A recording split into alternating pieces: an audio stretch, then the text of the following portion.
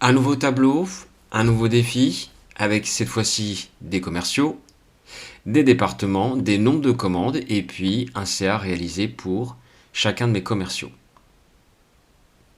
Ici, on me demande de calculer une prime et puis on obtiendra le montant ici de la prime dans cette colonne-ci. Il va falloir effectuer un test. On nous demande d'effectuer un test ici. A priori, le commercial obtiendra une prime de 500 € si il a atteint 50 commandes. Donc ici, dans cette colonne-là. Ou s'il a réalisé au moins 30 000 € de CA. Et ici, le ou a une véritable importance. Donc on nous demande d'effectuer un test. Le test est le suivant. Si le commercial a atteint 50 commandes, il aura une prime. Ou alors s'il a atteint 30 000 € de CA, au moins 30 000 € de CA, dans ces cas-là, il obtiendra une prime aussi. Donc ici, on n'est pas sur deux conditions à remplir, on est sur une des deux conditions à remplir pour que le test logique soit vrai. Soyons plus clairs.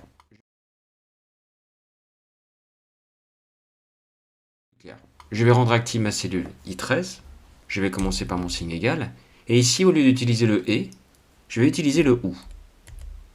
Je vais double-cliquer ici, et on me demande, comme pour le « et », valeur logique 1, valeur logique 2, autrement dit, le premier test logique et le deuxième test logique. Mais à la différence du « et », le « ou » vous permet ici de lui dire que si l'un des deux tests fonctionne, et bien dans ces cas-là, on obtiendra une réponse positive. Si aucun des tests fonctionne, une réponse négative, mais même si l'un des deux tests n'est pas bon, ne fonctionne pas, c'est pas grave, on aura quand même une réponse positive. Je vais opter pour mon nombre de commandes en premier, et mon nombre de commandes doit être 50. Donc égal à 50. Je vais mettre mon point virgule, et puis mon deuxième test logique ici va être mon CA. Et mon CA ici doit être au moins de 30 000 €.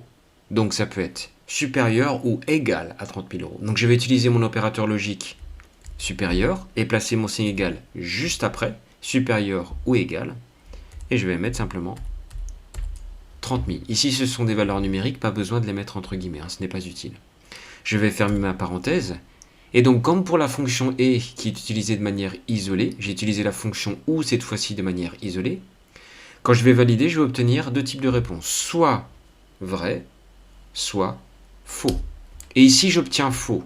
J'obtiens faux puisqu'effectivement, aucun des deux tests n'est réalisé.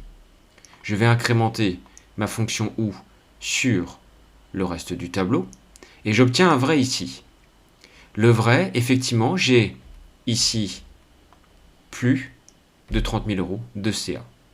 Peu importe que ça ne soit pas égal à 50 ici, ici mon CA est supérieur à 30 000 € puisque l'une des deux conditions est remplie.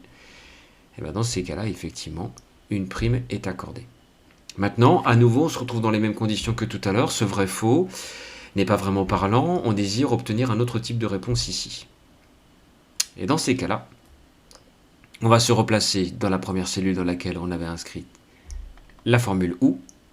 Et on va imbriquer la fonction si à la fonction OU. Comme pour la fonction et, la fonction OU peut être utilisée de manière totalement isolée. Mais la plupart du temps, on l'associe à la fonction si. Je vais donc placer ma fonction si au tout début.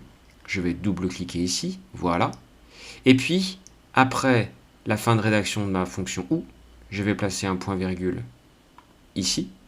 Et puis, je vais concrétiser, matérialiser la réponse si le test est vrai. C'est autrement dit, si l'une des deux conditions est remplie, puisque ici on est sur un OU et pas un et. On me dit, si aucune condition n'est remplie, faire apparaître pas de prime.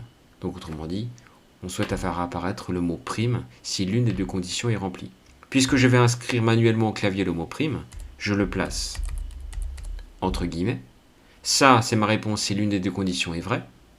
Point virgule, et là ma réponse si aucune des conditions n'est vraie. Je vais à nouveau passer au clavier. Dans ces cas-là, je vais l'inscrire entre guillemets. Pas de prime. Je vais fermer mes guillemets. Fermer ma parenthèse fermentée noire. J'ai bien fermé ma fonction si et je vais valider avec entrée. Pour le premier, pas de prime, effectivement. Je vais incrémenter sur le reste. Et là où j'obtenais la réponse vraie, je vais obtenir ici le mot prime. Je vais modifier, pour tester ma fonction, celui-ci, qui était à 15 000 € de CA. Non, je vais modifier le nombre de commandes. Le nombre de commandes qui doit être égal à 50. je vais mettre 50 ici, ce qui signifie que même si le CA est inférieur à 30 000 euros, l'une des deux conditions est remplie, donc logiquement, il va obtenir une prime. Ça fonctionne.